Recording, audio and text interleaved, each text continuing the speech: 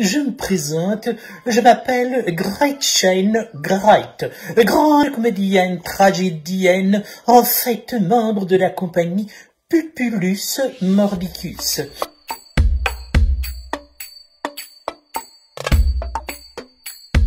Aujourd'hui, nous allons vous expliquer un peu de quelle façon nous abordons l'art de la marionnette, c'est-à-dire en parlant non pas aux mioches, si vous voulez que je m'exprime ainsi, mais plutôt aux adultes. Non pas que nous n'aimons pas les enfants, mais notre propos, voyez-vous, atteint des sphères culturelles qui sont parfois inatteignables pour ces jeunes esprits.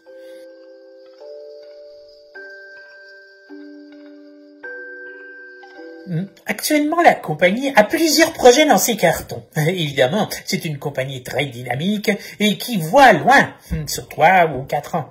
Donc, les projets qui sont actuellement dans nos cartons, il y a une adaptation d'un recueil de nouvelles de Gabrielle Roy avec une jeune comédienne manitobaine qui habite actuellement à Ottawa, Marie-Ève Fontaine, et une marionnettiste de Yellowknife. Oui, il n'y a pas de frontière pour Pupulus Mordicus.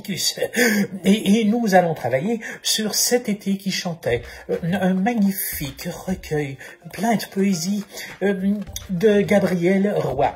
Ce projet est prévu pour dans 1 an et demi. Nous avons aussi un one-man show qui sera normalement interprété par Pierre Robitaille. Et ce sera à propos de sa relation avec ses professeurs au primaire et tout particulièrement son professeur de solfège, Monsieur Grant. Ce monsieur avait perçu chez Pierre une curiosité hors norme, mais avait donc décidé de nourrir cette curiosité. Ce qui amène Pierre aujourd'hui à réfléchir sur la relation maître-élève, sur qu'est-ce qu'un pédagogue en fait, car Monsieur Grant était beaucoup plus qu'un professeur de solfège. C'était un professeur de vie, c'était quelqu'un qui savait déceler chez le jeune élève d'autres avenues pour s'exprimer, pour grandir, pour devenir un humain plus accompli. Voilà. C'était un homme qui travaillait à l'accomplissement de l'humain. Et quoi de plus beau que d'utiliser la marionnette pour parler de l'accomplissement de l'humain? Bien sûr, j'en suis la preuve vivante. Nous avons aussi des projets autour du thème du land art, c'est-à-dire l'utilisation d'éléments naturels pour créer des œuvres d'art. Ici, on parle bien sûr de marionnettes. Et ces éléments naturels sont puisés à très peu de distance du lieu où le phénomène de la marionnette land art sera montré. Le spectacle ou l'installation ou enfin cet événement qui réunit poésie, musique, land art et marionnette. Voilà. Et c'est aussi sous une forme monumentale. Donc nous travaillons actuellement sur une élaboration autour d'un bestiaire poétique dans la forêt.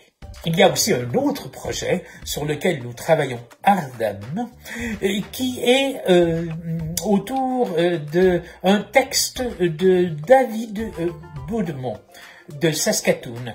Et ça s'appelle Orange et au pays des Angles. Voilà, Orange au pays des Angles. Et ce sera un tout petit spectacle fait avec des francs saskois, mis en scène par Pierre, et qui sera diffusé dans les écoles des plaines de l'Ouest et ultimement peut-être dans le reste du Canada. C'est un spectacle de petite jauge qui ira dans des salles de classe, des gymnases, enfin des lieux qui ne seront pas nécessairement des salles de spectacle. Donc tous ces projets s'étalent jusqu'en 2023-2024. Donc il y a beaucoup de pain sur la planche, si vous voyez ce que je veux dire.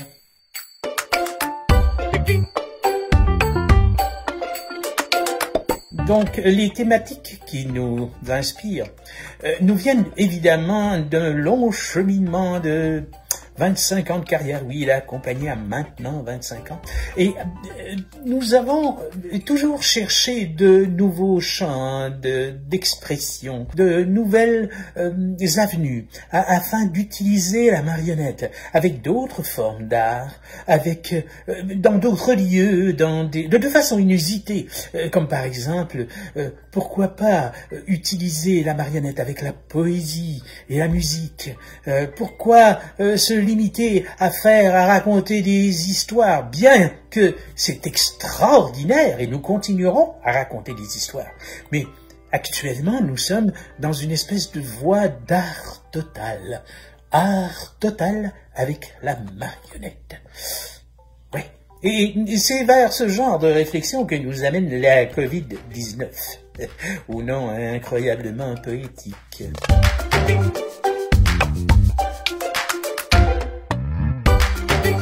Ben, pourquoi choisir la marionnette? Ben, parce que j'existe, pardi! Qui part d'une idée à poser à un marionnettiste? Bien sûr! Mais la marionnette a cette façon incroyable de s'adapter à toutes les situations. Dans toutes les crises, la marionnette a été salvatrice. La marionnette a sorti de l'enclave de l'inactivité les comédiens qui étaient contraints par des lois insipides ou par d'autres situations comme celle-ci, la Covid-19 ou non encore si poétique.